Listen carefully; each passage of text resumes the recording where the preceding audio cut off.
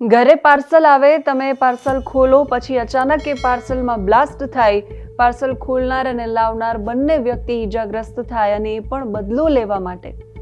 માણસના મનનો આંતરિક ગુસ્સો કોઈનો જીવ લેવા માટે મજબૂર થઈ જાય ત્યારે આ પ્રકારની પરિસ્થિતિનું સર્જન થાય છે.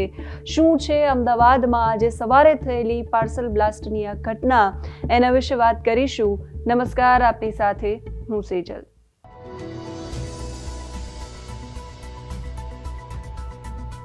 આજે સવારે 10:30 વાગ્યા આસપાસ સમાચાર આવ્યા અમદાવાદના સાબરમતી વિસ્તારથી. શિવમ રો હાઉસમાં એક વ્યક્તિ છે જેનું નામ બળદેવભાઈ સુખડિયા છે. એમને ત્યાં એક પાર્સલ આવે છે. પાર્સલ એ બળદેવભાઈ ખોલે છે અને એમાં જોરદાર ધડાકો થાય છે. એ બ્લાસ્ટના કારણે બળદેવભાઈને દેખાતું બંધ થઈ જાય છે, મગજ પણ બંધ થઈ જાય છે અને પછી ઈજાઓ પહોંચે છે.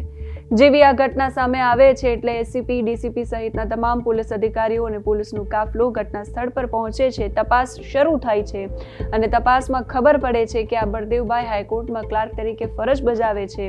સવારના સમયે એમના ઘરે આવેલું પાર્સલ એમણે ખોલ્યું અને પછી એમાં ઘટના બની અને એના કારણે એ ઈજાગ્રસ્ત થયા. જે પાર્સલ લઈને આવ્યો હતો એ વ્યક્તિ પણ ઈજાગ્રસ્ત થયો અને આ ઘટનાને કારણે પળવારમાં આસપાસના લોકો ત્યાં ભેગા થઈ ગયા. બળદેવભાઈએ કોઈનું કામ ન કર્યું, હાઈકોર્ટનું કામ ન કર્યું, એના કારણે બદલો લેવા માટે આ ઘટના બની હોય એવી એમને આશંકા છે. અત્યારે બળદેવભાઈ સુખડિયાએ એવું કહ્યું કે મેં કોઈ પાર્સલ મંગાવ્યું નહોતું એટલે મેં લીધું નહીં. તો સામે જે પાર્સલ લઈને આવનાર વ્યક્તિ છે એણે એવું કહ્યું કે સુરેશભાઈએ મોકલાવ્યું છે. આ વાતચીત જે થાય છે એ વાતચીત દરમિયાન જ એ પાર્સલ છે, પાર્સલમાંથી આગ ચાલુ થઈ જાય છે અને પછી જબરદસ્ત ધડાકો થાય છે. બળદેવભાઈને અને પાર્સલ લાવનાર બંનેને દેખાતું બંધ થઈ જાય છે. તો આખી એ ઘટના થાય છે. આખી એ ઘટનામાં એ બળદેવભાઈ ઈજાગ્રસ્ત થાય છે. પોલીસ જ્યારે એમની પૂછપરછ કરે છે પ્રાથમિક માહિતી માટે, જ્યારે એમને હોસ્પિટલની અંદર સારવાર માટે ખસેડવામાં આવે છે, પછી પોલીસ પૂછે છે તો એવું કહે છે કે રૂપેણ બારોટ નામના વ્યક્તિ પર મને શંકા છે. હું હાઈકોર્ટમાં ક્લાર્ક છું. મેં રૂપેણને પાસામાં અનેક વખત છોડ્યો છે. આ વખતે કામ ન કર્યું એટલે એણે આવું કર્યું છે એવું બળદેવભાઈનું કહેવું છે. દારૂ સહિતના અનેક ગુનાઓ એના પર નોંધાયેલા છે. રૂપેણ મારા 12 વર્ષથી પરિચયમાં છે એવું બળદેવભાઈ કહી રહ્યા છે. આ જ ઘટનાને લઈને સેક્ટર 1 જેસીપી નીરજ બળગુજર એવું કહી રહ્યા છે કે સવારે 10:45 વાગ્યે શિવમ રો હાઉસમાં બળદેવભાઈના ઘરે ગૌરવ ગઢવી નામનો વ્યક્તિ પાર્સલ લઈને આવ્યો અને એ પાર્સલ લઈને આવ્યો પછી આખી એક ઘટના બની. એમાં બળદેવભાઈ ઈજાગ્રસ્ત થયા. સારવાર માટે એમને ખસેડવામાં આવ્યા છે. બનાવની જાણ થઈ, પોલીસ સ્થળ પર પહોંચી. પોલીસે પાર્સલ લઈને આવનાર ગૌરવ ગઢવીની ધરપકડ કરી દીધી છે. પ્રાથમિક માહિતી આપતા હતા એટલે પોલીસે એવું કહ્યું છે કે અંગત અદાવતમાં કૃત્ય કર્યું હોવાનું સામે આવ્યું છે. પ્રાથમિક તપાસમાં આ બ્લાસ્ટમાં દારૂખાનાનો ઉપયોગ થયા હોવાનું પણ સામે આવ્યું છે. પોલીસે હત્યાના પ્રયાસનો ગુનો નોંધી અને આરોપીઓને પકડી લીધા છે. તપાસ શરૂ કરી છે. હાલ જે માહિતી મેં તમને આપી છે એ જે પ્રાથમિક વિગતો છે સામે આવેલી એ છે. હજુ આ કેસમાં તપાસ ચાલી રહી છે. આરોપી પકડાઈ ગયા છે. હવે સાચું શું કારણ છે એ આરોપીઓ જ કબૂલ કરશે ત્યારે ખબર પડશે. એટલે ડિટેલ્સ તમારા સુધી પહોંચાડતા રહીશું. પણ સાંભળીએ પહેલા કે પોલીસનું શું કહેવું છે. આજરોજ સવારે 10:45 આજુબાજુ જે શિવમ રો હાઉસ છે એ સાબરમતી વિસ્તારમાં, એ અહીંયા એક બનાવ બનેલો પાર્સલ બ્લાસ્ટનું. એમાં જે ભોગ બનનાર છે એ કિશોરભાઈ અને બળદેવભાઈ સુખડિયા છે. એમના નામે એક ગૌરવભાઈ નિરંજનભાઈ ગઢવી જે છે આરોપી, એ પાર્સલ લઈને આવ્યો હતો. એમાં બ્લાસ્ટ થયું અને એમાં કિશોરભાઈને નાની મોટી ઇન્જરી થયેલ છે. એની સાથે સાથે જે ગૌરવ નિરંજન ગઢવીની ધરપકડ પોલીસ દ્વારા કરી લીધેલ છે. પ્રાથમિક રીતે એને બીજા આરોપીઓ એમને મોકલ્યા હતા અને એના અંદરના ડિસ્પ્યુટના કારણે આ બનાવ બનેલું છે. પોલીસ દ્વારા ગુનો નોંધીને આગળની કાર્યવાહી કરવામાં આવી રહી છે. એની સાથે સાથે સ્થળ ઉપર ફોરેન્સિકની ટીમો અને બીડીડીએસની ટીમો હાજર છે.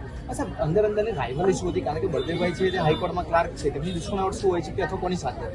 એમના જે બીજા માણસનું નામ આપેલું છે એના એકબીજા સાથે ડિસ્પ્યુટ ચાલતા હતા અને એના લીધે અગાઉ પણ એને કીધું છે કે ધમકી પણ મળેલ હતી અને એના લીધે અહીંયા ગૌરવભાઈ જે ગઢવી આરોપી છે એને એ પાર્સલ લઈને આવ્યો હતો અને એ બનાવ બનેલો છે. હા સર, કઈ દિશામાં તપાસ રહેશે? ગૌરવની સાથે અન્ય જે 2 લોકો આવ્યા હતા તે કોણ હતા? જે એનું નામ પોલીસને મળી ગયું છે અને અત્યારે પોલીસ દ્વારા ટીમો બનાવીને એની ધરપકડ કરવાની કામગીરી અને જે ગુના નોંધવાની કામગીરી અત્યારે ચાલુ છે. તો આ સમગ્ર ઘટના बराबर का पार्सल है तो ठीक है मैं बोला कि भाई बंदे भाई घर पे नहीं है तो कोई सुरेश भाई का पार्सल ये बेचा है वो निकल गया आज कोई दूसरा आया, बराबर जो पार्सल लेके आज आया वो दूसरा था और वहाँ से अंदर आया, वहाँ से अंदर आया, अंदर जाके लास्ट में गया, बोला कि बल्दे भाई का पता है कि भाई बल्दे भाई का घर यही है। उन्होंने आके बोला कि मेरी वाइफ ने कि भाई ये पार्सल आपका आया, मेरे मतलब मैंने बुलवाया तो वो ऐसे खड़ा मेरे सामने, मैं यहाँ खड़ा हूँ, मेरी वाइफ बगल में, तो मैंने बोला कहाँ से आया, कैसे, भाई मैंने पार्सल मंगवाया नहीं है तो मैं उसको कैसे रिसीव करूँ, कि नहीं आपका ही है। मैं बोला नहीं मेरा कुछ है नहीं, बराबर। उसमें से ऐसे धुआं निकलने लगा, तो मेरी वाइफ ने देखा कि भाई ये क्या लेके आया, धुआं निकल रहा था, तो वहाँ से कोई ऑपरेट कर रहा था। उसको मैंने बोला कि तू आया, तेरा नंबर दे मुझे, फोन नंबर दे। तो उन्होंने कि मेरा फोन वहाँ वो लोग के पास है। जैसे वहाँ से मेरे सामने उन्होंने, मैंने देखा ना, उसको बिठा दिया ना, जोरदार धमाका हुआ ना, मैं बिलीव नहीं कर सकता। 2 मिनट के 2 सेकंड में ऐसा लगा कि मेरी रोशनी चली गई। साइड में मेरे चाचा का लड़का था, तो उसको इतना जोर से लगा, यहाँ सब पड़ गया, मुझे भी यहाँ ब्लेड में लगा। मुझे नहीं पता, ऐसा नहीं, शंकास्पद है, मैं ऐसे नहीं बता सकता। मैंने किस पर शंका है? वो कोई देखो, उसको मैं मदद कर रहा था, उसके ऊपर शंका है, वो मैंने बता क्या है, वो क्या है, वो क्रिमिनल वो आपने और मदद की, क्या क्या मदद? कई बार मैंने, कितनी बार बस अंदर जाए जेल में। हिंदी। अरे हाँ, ये जैसे कस्टडी होती थी दारू की, मैं छोड़ा था। आप क्या करते हो काम? मैं गुजरात તો હાઈકોર્ટના ક્લાર્કે કામ ન કર્યું અને રૂપેણ નામના વ્યક્તિએ આ કૃત્ય કર્યું. અનેક વખત એને પાસામાં છોડ્યો છે અને આ વખતે કામ ન થયું તો એને એટલો ગુસ્સો આવ્યો કે એમને કોઈના ઘરે પાર્સલ મોકલ્યું અને પાર્સલ મોકલીને બ્લાસ્ટ કરાવ્યો. હવે તો ઘરે કોઈ પણ પ્રકારનું પાર્સલ આવે તો સાવચેત રહેવાની જરૂર છે એવું આ ઘટના પરથી લાગી રહ્યું છે. બદલો લેવાની વૃત્તિ આટલી ભયાનક લોકોમાં કેમ પ્રવર્તી રહી છે, સમાજમાં એ ચિંતાનો સૌથી મોટો વિષય છે અને મહત્વનો સવાલ પણ છે. મનનો ક્ષણિક આત્મસંતોષ એ પરાક્રમ નથી પણ કાયરતા છે. તમે આ ઘટના પર શું માનો છો? કમેન્ટ કરીને ચોક્કસથી કહેજો. અત્યારે આ વિડીયોમાં બસ આટલું જ. નમસ્કાર.